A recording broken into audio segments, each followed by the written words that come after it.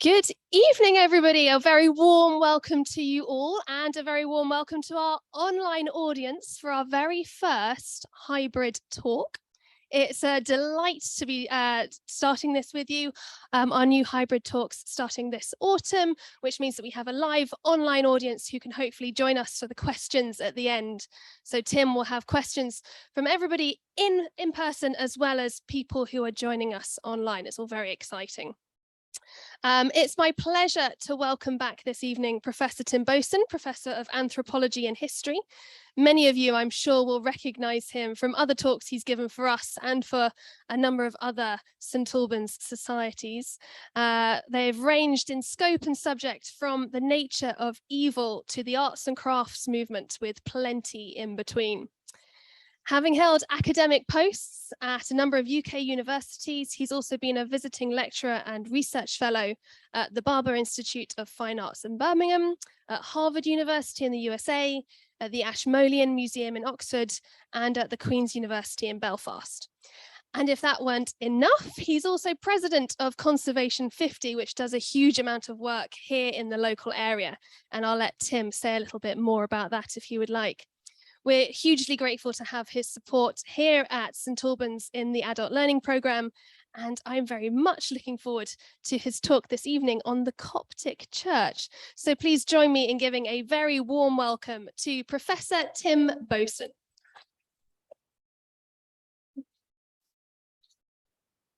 Thank you very much. Is the sound working? Good.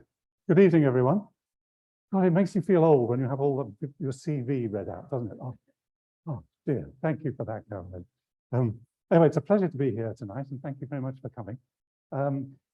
Just before I talk about the Coptic Church, and by the way, some of you may have been wondering what this script is, and of course it is Coptic. And of course, many of you will know what it says. What does it say? Son of God, but just in funny letters, Coptic letters. But we'll come on to the Coptic language later.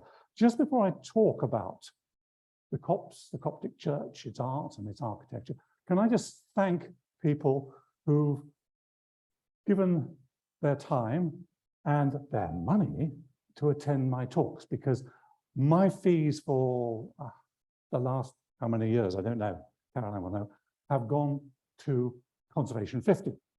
So this is a way I raise funds for Conservation 50. And Conservation 50 started in 2019 to celebrate, really, a mark 50 years of the conservation area in St Albans. And we did a conference, and we had an exhibition, and we had a schools competition and so on. And at the end of it, we didn't want to give up our little group and said, let's do some other projects. So we picked up blue plaques, which I have to say is going very successfully. We've got 5 blue plaques up now in St Albans. And we're looking at, in fact, we're even talking today to the planning department about setting up what we're calling a conservation advisory panel. And it would be a panel of selected people who know about the city, local knowledge, and have some expertise, whether it's in architecture or surveying, and they would help advise the planning department, which of course, as you will understand, is under-resourced, as all planning departments are. It would advise the planning department about the conservation of the city. One of the other projects that I'm personally getting very involved in is our historic alleyways. Our historic alleyways, which I don't know if you can see very well, and I apologize for the people on Zoom, I was going to point it out, but the historic alleyways go back a long way, back to the medieval times, even in the First Battle of St Albans in 1455 and so on, but they've been rather neglected. And some of them are actually in a terrible state. You walk down behind Pudding Lane and Boot Alley and so on. They're not in a good shape. So I'm working with the Historical Society, the Ark and Ark, to think about how we could actually improve them and provide information about their role. And the first one we're looking at the moment is Sovereign Way. A Sovereign Way, some of you will know, received its name because it was involved in the great bribery scandal of 1851, when Jacob Bell, a Whig, bribed people to vote for him to get in. And then there was a trial afterwards, an inquiry that took place in what is now the museum. And St Albans was punished by not having an MP for 35 years because of the bribery scandal. Now, that all took place down Sovereign Way. Sovereign Way also actually has a very nice medieval window, which was part of the abattoir, and it's a high north-facing window to allow the cool air to come in and dry the carcasses. So there's loads of this stuff that no one knows about because we haven't told them. Anyway, the first plan is to get a historical themed mural on this wall. And you can see, well, it's got a tag now, it's a graffiti, it's not very nice. And I've been talking to the mural artist, Ant Steele. Now, some of you will know his work. That is the Queen that he did in Christopher Place, which I think is fantastic. And he did the most amazing falcon, peregrine falcon, out here in the orchard, which some of you will have seen for the film festival. And he's also done a mural on Drover's Way, which is about Ukraine. So he's a very skilled artist. He's from South Africa, a very interesting man. And I'm talking to him about doing a themed mural, which will show the good citizens of St. Albans taking bribes. What could be nicer? So, but the point is just I want to thank you all very much for paying to come, and those fees will go to help pay for that mural. That's the next project. Right, on to this evening. Who are the Copts and what are the Copts? Now, a long time ago, and I'm not going to say exactly when because it might make you start calculating how old I am. A long time ago, when I was a research student, I was a research student in archaeology actually at the time, and I had the advantage and privilege of taking people around archaeological sites. And as a research student, it was brilliant because I got all this free travel all around the Mediterranean because we were doing mainly Greek and Roman, but I did do some Byzantine as well. One Christmas, I decided to take a party to Egypt. And we went to Egypt. I got a group going to Egypt. And I went through a travel agent which hired a boat just for the party to go down the Nile. Some of you, how many of you have done that? I mean, it's a fantastic trip, absolutely amazing. Egypt is amazing. And we did this trip, but as we were about to set off, the organizer came to see me on the boat, and he said, would I mind if a family of Egyptians came on the boat with us? So there were about, I don't know, there were probably 30 of us as extramural students going, and this family came. And it was a husband and wife and two lovely daughters, and they were Copts. And they had traveled from Australia back to Egypt to see their old haunts because they had fled, and we'll come on to why they'd fled. They had fled the regime at the end of the 1950s. And we'll come on to why that actually happened. So that was my first introduction to Copts. I really hadn't really heard about them, didn't really understand about them. And I had some really nice conversations with them to understand what it was like to be a Copt. So who are the Copts? Well, the Copts are Christian Egyptians. And their name goes back to what the Greeks called them. And you'll see down here, the name is a Latin version of the Greek name for Egyptians. And they became the largest Christian community in the Middle East. Now, what you've got here is the Pope, who originally was the Patriarch of Alexandria, the Pope of the Copts, Tawadros II, and the Egyptian President El-Sisi.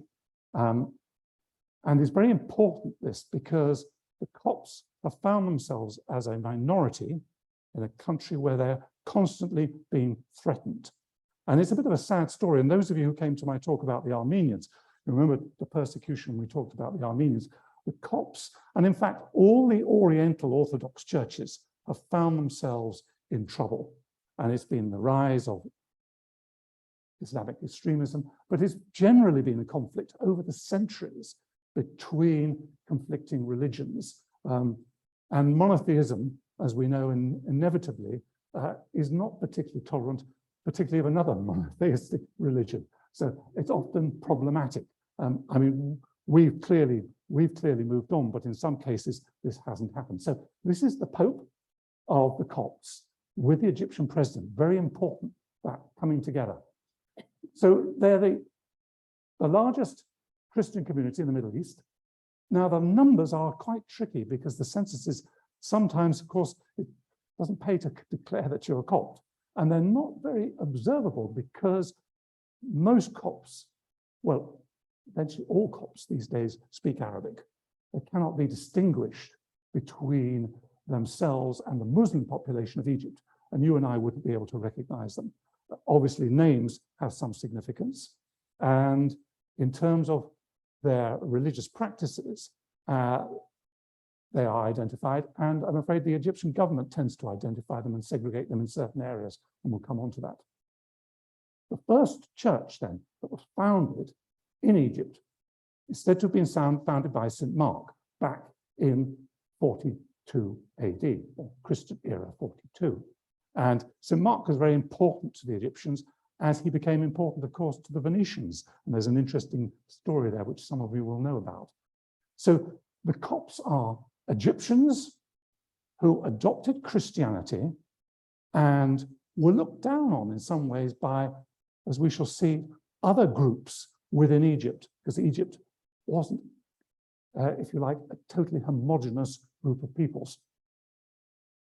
Now, this is the percentage of Christians in the Middle East, and you'll see the strongest area, of course, is in Lebanon, where you've got a very strong Christian church operating, which, of course, is connected to the Catholic Church, the Marian Church, as it's called.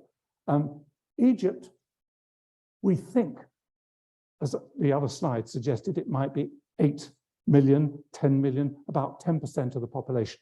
Egypt has just, in terms of population now, just gone over 100 million. So they're about 10% of that country. And you can see how this is a map which shows where the percentages are. And more of them are in middle and upper Egypt than in lower Egypt. And that's probably a historical thing. And obviously, initially, it started around the capital of Alexandria and it spread out. And then they moved in the medieval period. You can see that square bit in the center, 7.2%. They moved to Cairo, where the main part of the church was established. But they're pretty scattered. 13% is probably the largest groupings. So they're always a minority. And they suffer what minorities often suffer. The story starts, though, for them in terms of Christianity with the Greco-Roman Egypt. Alexander, of course, comes and conquers Egypt in 332, before the Christian era. And there he is, that lovely mosaic that they found in Pompeii. This is just a detail, obviously, of the head of Alexander. We've no idea whether he really looked like that, of course, because this is a much older depiction of him. And then the Romans assumed control after a very interesting episode when, and of course, you may know this from plays, whether it's Shakespeare or Bernard Shaw, where Julius Caesar, chasing Pompey after the civil war, ends up in Egypt and finds himself isolated, surrounded by Egyptian foes. And of course, the story is Cleopatra comes, a young woman rolled up in a carpet, and she's spread out. And then she has an affair with this older man. Calm down, everybody. Doesn't happen to everybody. Calm down. And of course, there is a son, Caesarion. And Caesarion, unfortunately, gets caught up in another civil war. And when Octavian defeats Antony and Cleopatra, he disappears off the scene. But there's Cleopatra in her coinage. Obviously, a very exciting and amazing woman. Historically very powerful, but of course came to a sad end when she and Antony lost the war against Octavian. And there's Octavian, this bronze head. This is the British Museum head. Some of you will know this story, which is it's the Meroe head. It's a very interesting story, actually, because it was discovered in what is now Nubia, down in Sudan. And it looked like it was a trophy that when there had been a raid by the Nubians on Egypt, they found the bronze, hacked the head off and took it back as, if you like, a ritual headhunting, took it back, and there it remained. Well, probably very lucky, otherwise it would have probably been melted down. And we've actually got that amazing head of Octavian. And Octavian sort of set the example a bit like Alexander. Octavian's sculptures, Octavian never grows old, because dictator rulers never grow old, do they, Mr. Putin? So there we have the Greco-Roman thing. But when Alexander comes to Egypt. Of course, he founds a city, Alexander, where he was buried. But the Greeks that settle there find themselves rather separate. They're a bit like the Normans in England over the Anglo-Saxons. They have the superior control. And they even build cities where they're just Greeks rather than Egyptians. And the Egyptians are seen as peasants who till the land and are kept in a under serf-like control. So it's very interesting how Christianity spreads because, of course, Christ brings hope to all these underclasses. And therefore, the Egyptians embrace Christianity in a way which is perhaps surprising, rejecting the Greco-Roman gods, because they find Christianity fits in much more with their situation. So Christianity comes with some mark, it spreads throughout Egypt, and it develops its own Egyptian flavor. And this is what the Coptic Church is about. It's not entirely in agreement with the rest of the Orthodox Church at that time. And of course, the church was all united. We didn't have that schism between the East and the West, which we have later. But we did have competition between the patriarchs, whether it was the Pope in Rome or the Patriarch of Alexander or the Patriarch of Antioch, or most importantly, the Patriarch of Constantinople, who had the imperial backing. You have to remember when Constantine adopted Christianity, he made it quite clear that he was Christ's vicegerent on earth. He was the vicar of God. Didn't want to interfere in ecclesiastical matters if he could avoid it, but of course he did. At the Council of Nicaea, he had to come to it. And Byzantine emperors controlled the church in the after Constantine by the appointments that they made. And the appointments to the senior posts were done by the emperor. And that's still the way it's handled. And if you think of the Church of England, I suppose, got a similar situation, in theory, anyway. So the Copts are Egyptian Christians, and they're very clear about their identity, their cultural identity as being Egyptians. And they fall out with the Orthodox Church of Constantinople. And it all happens at the Council of Chalcedon. Coptic Church separates from the Orthodox Byzantine Church. And we'll come on to then the next slide as to what that means. And then, of course, what happens when Byzantium collapses in the 7th century, the Arabs invade. It takes quite a while for conquest, but they find a lot of sympathy amongst the Coptic Christians because, of course, it's a rebellion against Byzantium, and Byzantium had tried to impose their version of Christianity on the Copts, which they did not like.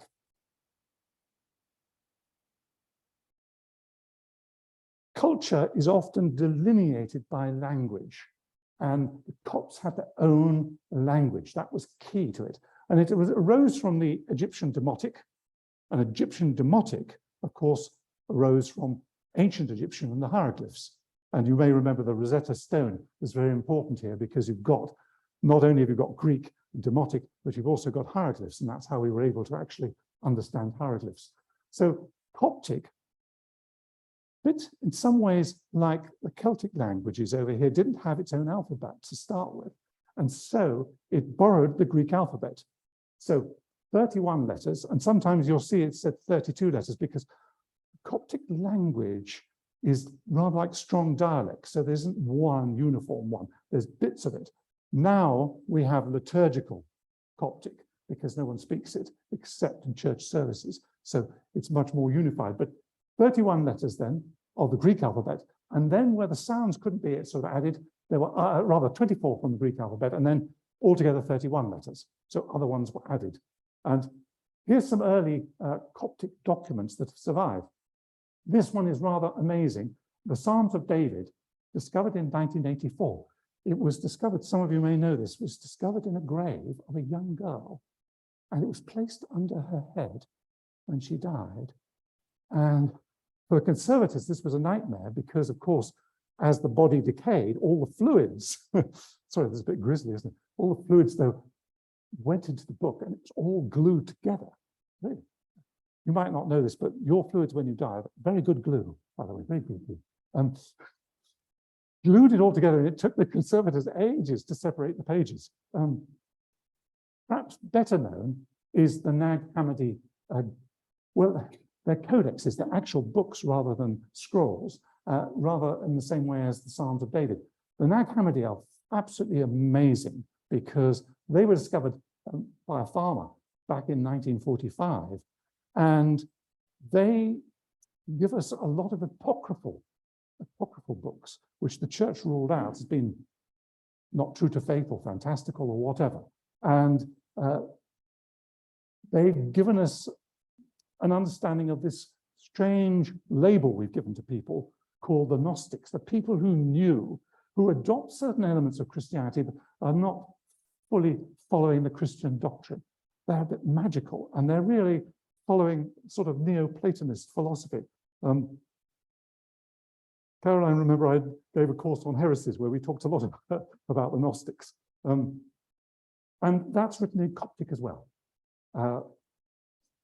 Very difficult reading. If you try to read some of it, it's not easy stuff at all. The Apocryphon of John I've tried, and it's a bit beyond me, to be honest.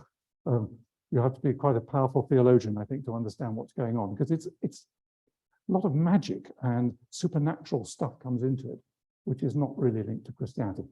Now, we've got them with their language, very important for their culture. Now, how are they different from other churches? Now, I used this cartoon when I was talking about the Armenian church, because, so some of you may remember it, because I think it's such a wonderful cartoon, thanks to the Reverend DeMott. The Coptic Church is Miaphysite, not Monophysite, but Miaphysite. And the Catholic Church is consubstantive. And the Church of Nestorius, which is a very bad heresy in Scotland, is Diophysite. So what on earth are we talking about here? Well, what we're talking about is the nature of Christ. And the problem is bringing humanity together with divine, how you bring the two together. And the issue really is for Greek philosophy. The Greek philosophers are to blame for all this debate because they're trying to be logical. So if there's a father, doesn't the son come after the father? So if the son comes after the father, is the son inferior to the father? Can the son have the same qualities as the father? Are they indivisible, or does one follow another? Or how do we know? And if Jesus is just divine, then he can't understand. He wasn't a human. So the story of him becoming part of humanity doesn't work. So how do we work this all out? Well, this isn't a theology class, so we're not going to have to. But what the Coptic Church says, yes, there's two elements, but as we pour them in there, totally indistinguishable. They're there because we know they're there, but we can't distinguish them. Whereas the Monophysites would say there's only one nature, and therefore there is a distinction between God and God's Son. Whereas the Diophysites will say there's two natures, and we can identify them. We can see the divine and we can see the human. The Catholic Church, or Western Church, said there's two natures. We can't possibly understand how they work because that's God's business. So we don't have to get involved in all this. We can just say it's out there somewhere, which is probably a sensible answer when you get to a philosophical debate, which you can't really pin down. So the Coptic Church is Miaphysite, and they would not obey the Byzantine Church, which said, hang on a minute, we are consubstantive. You can't break away from us. And there were various pogroms by Byzantine emperors, and particularly the last one in the 7th century by Heraclius, which pushed the Copts away. And the Egyptian church said, we're going to be separate. Interestingly enough, in the 1990s now, the churches have come together because I think the rather arcane argument about the nature of Christ is no longer as important as it was back in the 5th, 6th, and 7th centuries. Is that all perfectly clear? Right. Let's get on, though, to something that's more substantial, not consubstantial. the architecture and the art. Now, this is one of the earliest churches, the Cathedral of Hermopolis. And notice that name, of course, it's a Greek foundation, Hermopolis. It's a Greek city. And as you might expect, it follows a Greek style of architecture and it adopts the basilical style. The basilical style, which of course we still have as our main style of church in the West. And you can see there the columns of it. I don't know if you can see very well, but Hermopolis is right up in Lower Egypt. You can probably see it up there. I put a little blue circle around it. Can you spot it? Can I point? Can they see me point up? Oh, there it is there. Right, Hermopolis. A Greek foundation and an early church. And you can see it's quite traditional in its basilical design with a transept, an apse, and a nave and 2 aisles. So, and a little exonarthex here. So that's the sort of earliest one we've got. So that suggests that the early churches are borrowing Greek architecture. However, not all Egyptian churches are the same. And if we go to a monastery church, the Red Monastery, as it's called, in Soag, and there we are, further down, just up from Luxor, we can see that we have a much bulkier, much thicker style of architecture, which actually reflects Egyptian temples. So in terms of architectural history, you've got 2 schools of thought. One saying very much Greek, classical style, and another saying, no, perhaps more Egyptian in style. And if you look at the plan, you've got a basilica here, and of course, it's actually been lost here. This was the basilica part with the nave and the 2 aisles. And you've got an apse up here, which is quite unusual, though. It's a trilobe apse, which reflects much more an Egyptian-style temple.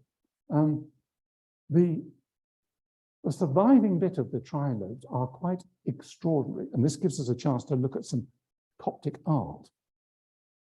I don't know how well you can see this, but this has been restored.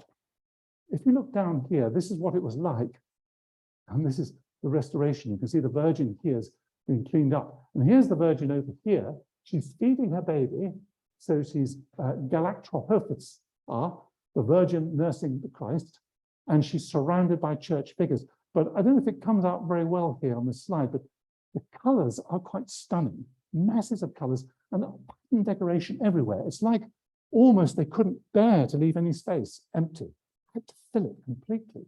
And it's quite primitive in the way it styles. And in fact, some art historians have seen it as primitive. I'm going to recommend later on a TV series, which some of you may have seen. Andrew Graham Dixon, well-known art historian, did a series of programs on the art of eternity. I don't know if any of you have seen that. It was on BBC 4. It's not available there now, but it is on YouTube. And later on, I'll give you a reference. It's really worth looking at. And his program 3 is The Art of Paradise, which is all about Coptic art. And he's quite bowled over by it because he realizes that it's actually saying something very powerful in a way that perhaps previously some art historians have dismissed as being rather crude and basic. It's actually a stylistic form. And we'll see some slides later which show it better than this, because this is, it's quite difficult to get, as you can imagine, good slides of this. But it's very colorific. It's very powerful. And these, you can see from the Virgin's face there, this frontal, almost staring style, which follows Hellenic Roman art in Egypt later on, and we'll see how that works. Now, the main area when the Arabs came was the moving of the capital from Alexandria to Cairo, and the Coptic Church moved as well. There were incentives for it to move. Initially, the Arabs were very sympathetic towards the Copts, but gradually, and it was a sort of, through the centuries, an up and down relationship. Sometimes they were integrating them and assimilating them. Sometimes they were punishing them. And of course, under Islamic law, non-Muslims were always taxed more. And there was a point at which Copts weren't allowed to build churches, they were taxed more, they were treated as secondary citizens. Then there were times when they were integrated more and they were allowed to build more churches and they were given land and so on. So it's been an up and down relationship that they've had with regimes right the way through. One of the worst regimes they had to deal with are Mamelukes in the 13th century, the slaves who became rulers, and they were very anti the Copts. But generally, prior to that, there had been quite good relationships between the Muslims and the Christians. Anyway, this is the so-called hanging church. It's the cathedral church in the Church of Virgin Mary in Cairo, and it's based on the old fortress, the Roman fortress called Babylon. And within that, there's 7 different churches, a nunnery and a monastery, and a very nice museum. Those of you who've been to Egypt, you managed to go and see. Did you get there? You did. It's quite stunning, isn't it? Quite stunning. It's almost like a sort of little city within a city. Most of this is restored now, though over the centuries it's had lots of problems. But we will see some frescoes from there which are not as old. Well, I should have said the paintings in the Red Monastery are not actually frescoes. I think it did say on the slide there what's called secco, and secco was dry painting. So fresco you paint on a wet plaster which absorbs the color and holds it very well. With secco, you have to have, usually in this case, some sort of binding, which is usually egg bindings, to bind it on. Now, this was the problem Leonardo had with the Last Supper, you may remember, in Milan. He wanted to paint slowly. He didn't want to paint the speed that you have to with a fresco. So he developed his own binding agent, which, as we know, fails rather badly, and has left the paint coming off. So secco was used by the Egyptians quite a lot. And it was helped, of course, by the climate there, which was very dry. So it didn't suffer from damp problems, which I think probably Leonardo did in Milan. Now, monasticism was incredibly important in Coptic culture. And it was fed, I think, initially by the aesthetic movement. The ascetics wanted to embrace God so totally that they put aside all corporal and physical things. So all the standard elements of life, which would be eating, drinking, marriage, reproduction, etc., was put to one side because it interfered with your relationship with God. So asceticism was in some ways almost punishing, but the idea was to create a greater relationship with the spiritual and leave the physical world behind. It was almost as if you were getting into heaven before you had to get into heaven. And in Egypt, one of the earliest practitioners, and often thought of as founding the monastic movement, which isn't quite true, was St. Anthony. And St. Anthony went into the desert, and there he was subject, we're told, by St. Athanasius, Bishop Athanasius. He was subject to all sorts of temptations. And of course, in the Renaissance period, we get lots of paintings about St. Anthony and the temptations of St. Anthony, ranging from all the usual corporal things that one might be tempted by, particularly young ladies. Anyway, he put them to one side and he founded this monastery. And it's very near the Red Sea down here in a desert area. And other people came, so he had initially himself as a hermit on his own. He then founded a monastery and the monks lived in their cells. And in fact, if you go to St. Anthony's, you can still see, archaeologically, you can see where the cells were and where they lived. And then they would meet for a meal, and then they go back to their cells. And monasticism became a key element of Coptic religion. And interestingly enough, the numbers of monks at the moment in Coptic religion is increasing, whereas in most other religions, whether it's Orthodox or Catholic, monasticism is going down. But actually amongst the Copts, it's going up. So this was his monastery founded in 356. And you can see at the top there, the calculation in the 5th century was, and I haven't been able to corroborate this figure, so I can't be certain that it's absolutely clear, but it's estimated there are about 7,000 monasteries throughout Egypt. So it's incredibly powerful and popular amongst the population. Today, we know there are 33 Coptic monasteries and 6 convents. And of course, there are monasteries and Coptic churches outside Egypt because of the diaspora of the Coptic population, and we'll come on to that. Now, within the church, within St. Anthony's Monastery, there is some 13th century painting. Astonishing, I think, and certainly if you do manage to see the Andrew Graham Dixon program, you'll see he spends quite a lot of time looking at this. It's the Chapel of the Four Living Creatures it's described. I'm afraid my slides cut them off, but of course, they are the evangelists. You can just see them appearing at the edge there. But what you've got is the Last Judgment with Christ at this mandala going up to heaven, in heaven, with the book of the Bible judging. But look at his face, it's incredibly powerful, staring out at you and engaging you in quite a magical and mystical way. Now, this is St. Anthony from the same chapel. And down here, we've got a mummy portrait from the 3rd century.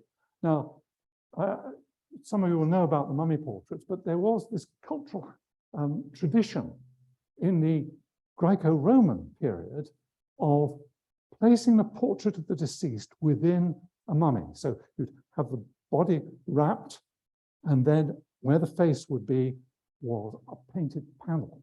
And the painted panel, again, was painted using the encaustic technique. And look at these faces, they're incredibly realistic, staring faces. Next time you go to the British Museum, if you haven't seen them, go and see the mummy portraits there. Very engaging. So there's a thought within art historians about how there's a continuity between the way you represent faces and the engagement, the frontal hieratic poses that you get in Egyptian art and Byzantine art generally. But Byzantine art doesn't carry the basic elements in the way that Coptic art does. Byzantine art is more subtle in its engagement, clearly from more Greek heritage, but Coptic art is quite different and powerful. And you might say the robes here represent some idea of Greco-Roman naturalism. However, if you look at it, it really becomes a powerful pattern, which engages you as if it's a pattern, rather than being naturalistic. There's no way that actually those folds are naturalistic, but they engage you because the whole thing becomes a pattern, a very powerful pattern with these amazing colors. So in terms of the art history of how you're looking at it, there seems to be a mixture here of ancient Egyptian art with its patterned and Greco-Roman art with its attempts at some sort of realism, and the two coming together. Of course, it wasn't all about wall painting in churches. Coptic art appears in other places, but a lot of Coptic art, I'm afraid, has been destroyed over the centuries. And that's partly, again, because of different regimes in Egypt trying to, if you like, not just assimilate, but destroy cultures that don't reflect. And you have to remember that Islamic culture does not like representation, human representation at all. So Copts were always under pressure, even though Egyptian Islam was rather different from more fundamentalist Syrian, or what we now call Iraqi Islam, and certainly very different from the Islam we get in Iran. But what we've got here is a little bit of a wooden relief.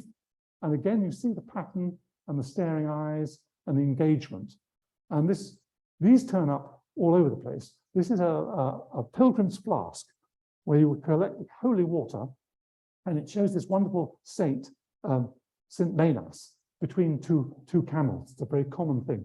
A camel was said to be one of the miracles that he was able to perform.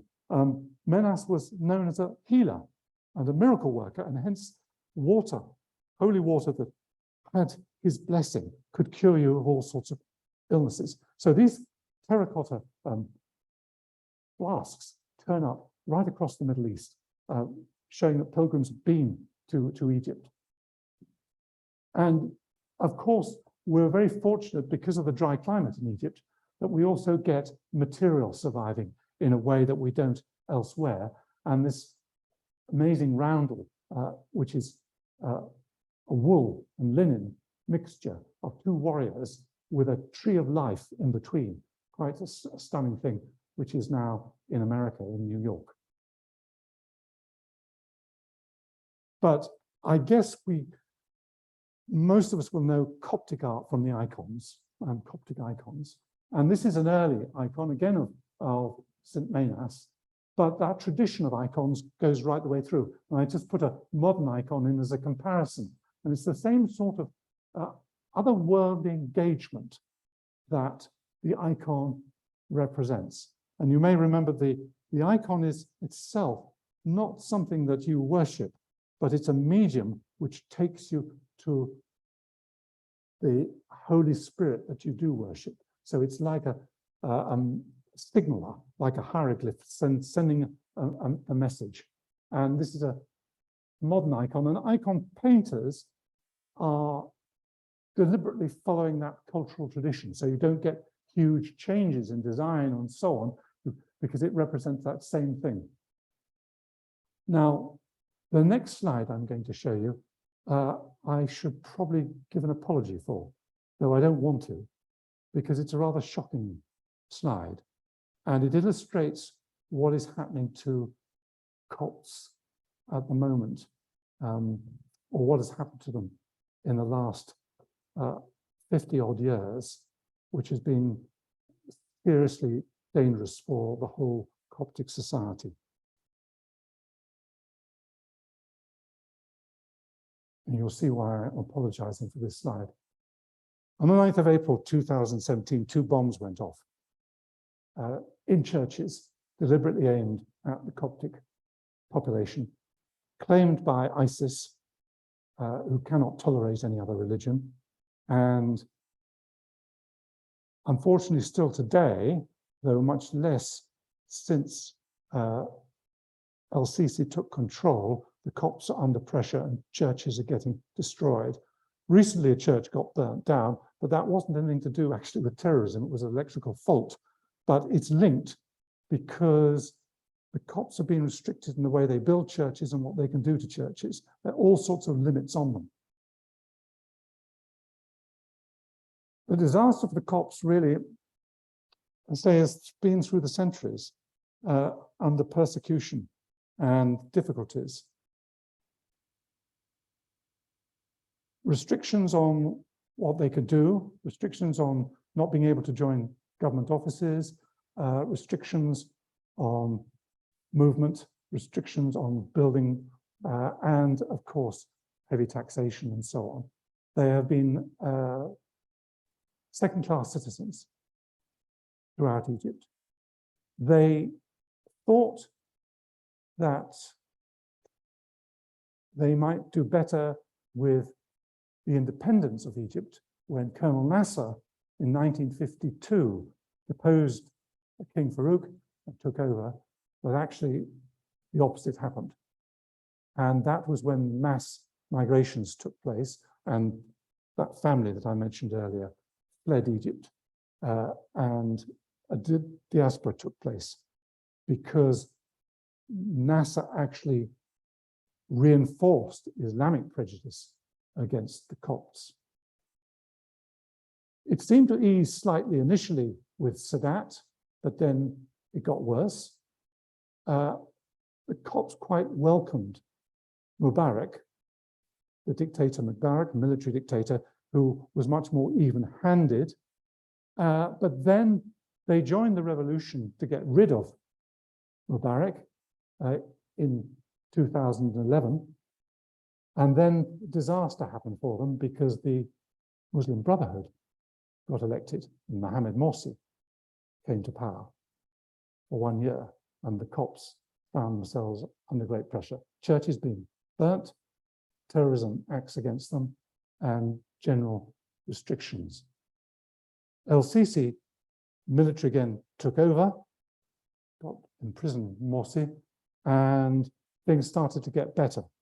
So at the moment, the Copts will support the dictator, El-Sisi, because he actually provides some comfort for them. And you saw the picture earlier with the Pope, Tawadros, and his sympathy. This was a dastardly act.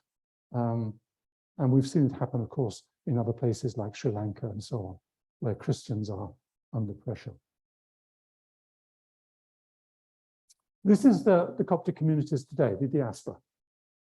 And you'll see how they've spread. Obviously, still the majority of Copts living in Egypt and in the north of Sudan, but you see how they've spread Canada and US, South America, and in the Far East, but also what I mentioned, my Coptic family, if I call them that, from Australia. So they're spread everywhere, and they're here, of course, amongst us. But before I come on to the Copts in England, I just wanted to do this little bit of architecture because with Mubarak and with El-Sisi, the Copts have been able to build churches again. And this is the biggest church, not the biggest church in Africa, but the biggest church in Egypt at the cathedral outside Cairo, on land that the Copts owned for a long time, but had some of it taken from them, got some of it back. And this is an amazing church. Well, in fact, it's a compound with other churches within it, but it's an amazing piece of modern architecture. Quite stunning, I think. Various hands involved, but the original design was by Michel Bachoum. Anybody visited that? Well worth a visit going outside Cairo. Yes, this is just south of Cairo, yes. And now to our own Copts, Coptic Cathedral of St. George in Stevenage. And when he was Prince, now King Charles III, visited it. And it's a thriving Coptic community. And the Copts are very welcome in England. They're not just churches there, but churches in Manchester and in London, and also a monastery in the UK. Well, thank you very much for your attention. I've put up there The Art of Eternity, and if you can see it on YouTube, I think you'll enjoy it. It is a Paradise painting, which I think is the third 1-hour documentary. And that's a blown up image of Christ again from the Chapel of the Four Living Creatures. And finally, as a plug for next year. Next year, there's going to be a major exhibition in the Tate on the Rossettis.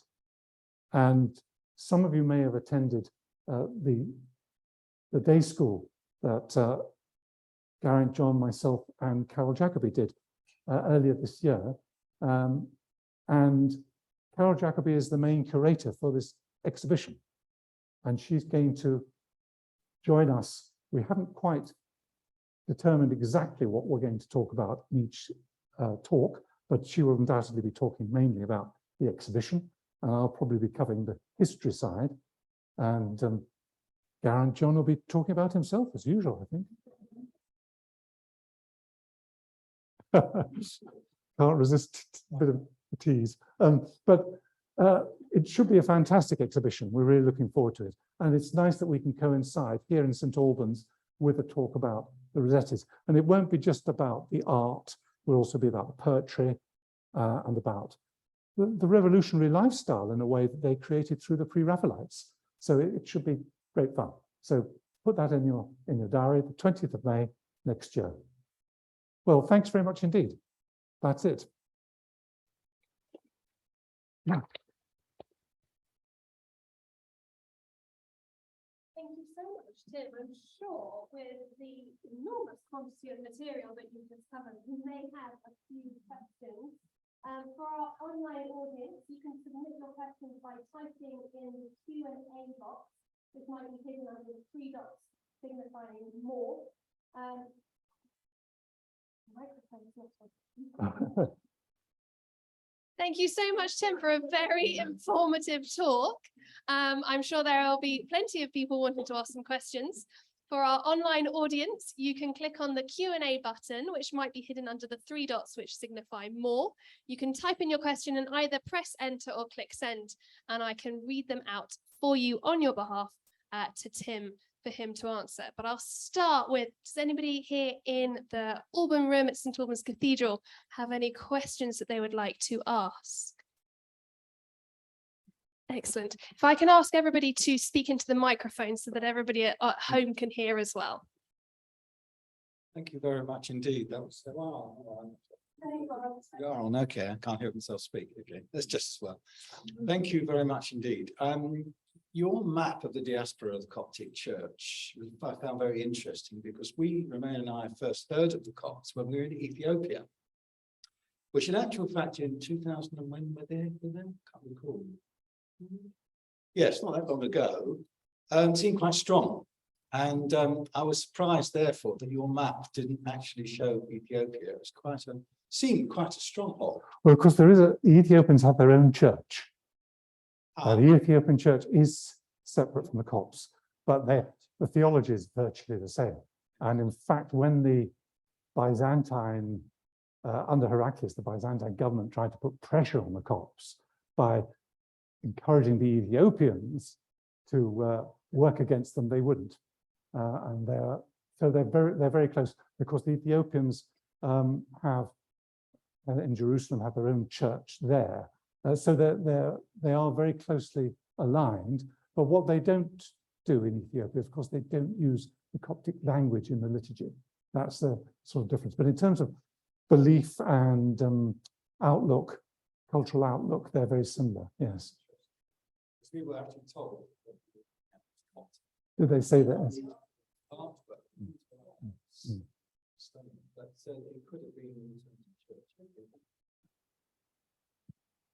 Thank you very much.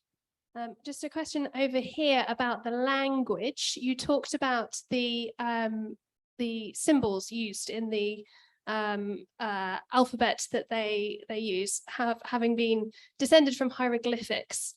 Can you tell us a little bit about the sort of transition between the two? Well, they're using the 24 Greek alphabet is used for the letters, and then they had for different sounds. And I'm certainly not an expert at all in the Coptic language. And as you can imagine, actually, it's quite restricted now because it's used just in liturgical things.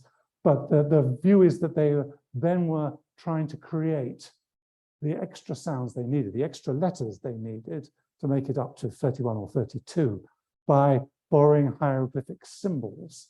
I don't know how accurate and true that is, but there's a lot you can look up about. If you're a linguist, you can look up about the Coptic language, and it is quite fascinating how it evolved. And the different dialects that have evolved. Fabulous, thank you. Have we got any questions from anybody in the room? All right, here you go. Tim, you talked about the difficulty of the Copts throughout history in living in a Muslim world. And I wondered if during that history, the impact of the Crusades had any effect, because that must have crystallized the opposition from the Muslim world to the Christian world. And there they were having visitors who aren't very far away from the source of Egyptian Coptic churches. That's a very good question. And in fact, many Coptic historians see the Crusades as a total disaster for them.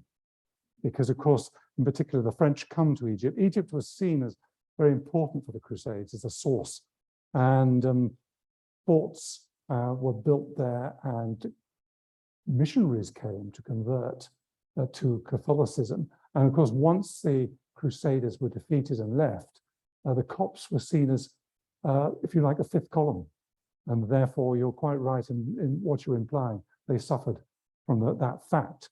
Whereas in general terms, the population weren't interested in the Crusades at all, the Coptic general population, but they got tarred with that brush as being a fifth column. A question about the art that you mentioned. You used the word colorific, particularly to describe the vividness of the art found in the places of worship. Can you tell us about the pigments that were used to create those specific colours and whether they were derived from locally sourced materials? Well, the analysis that we've done, so particularly Sohag, yes, they were done from mainly earth colours. What is interesting is they didn't use some of the very sophisticated Roman colours, which you would say we see from Pompeii, but they didn't use some of those colours. They were much more ancient colours from Egyptian sources. So they're using vegetable dyes and they're using earth colours from traditional Egyptian manufacture, I guess you would say, yes. Fabulous, thank you. We have time for one more from the crowd in here, if anybody wanted to ask something. No, we happy? Tim. They may not be happy, but they're quiet. They're quiet. Tim, this has been characteristically wide-ranging, everything from Christology to what happens to your head when you're buried. Always delivered with characteristic humour and charm. So an enormous thank you. Please join me in saying a very warm thank you from all of us here and online to Professor Tim Boatswain. Thank you very much. Thank you. Thank you. And just a reminder, of course, that you can sign up for our mailing list to be the first people to know about each of our talks coming up each month. Coming up later this term, we've got our Black History Month talk looking at a re-evaluation of Black history in the medieval period. That's happening on the 13th of October with Dr. Onyeka Nubia, who some of you might have seen on some documentaries recently.